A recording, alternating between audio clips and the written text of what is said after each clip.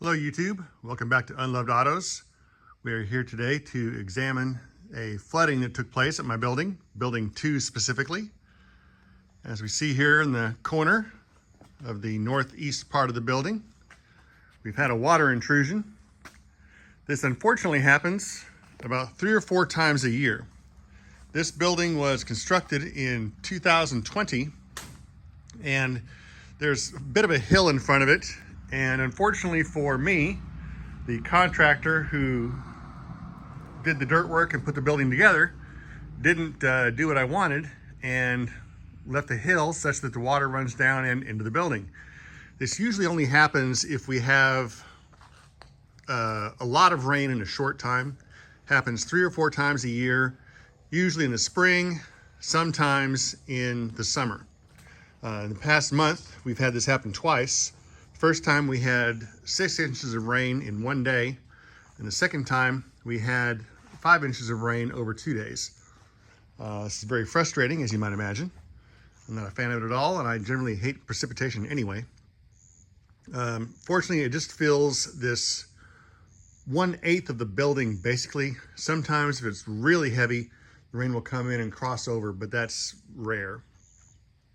Mostly what I have to do is just move the cars out of the way and then sweep the water out of the building, put a fan on it, and things take care of themselves. You can see the cars they had to move out here.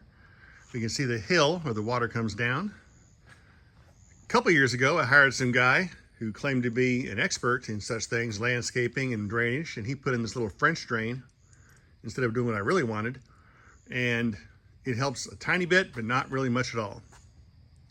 And I wanted to basically build a moat around the front of this thing and direct all the water around the sides where it could go downhill nicely and not bother things.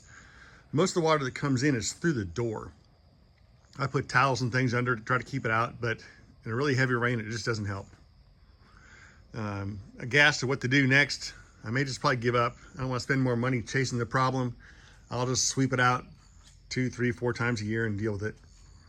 One thing that drives me crazy, I usually have this door in the front closed because people who drive by on our street will pause and take a peek in here and sometimes come talk to me, which I don't want.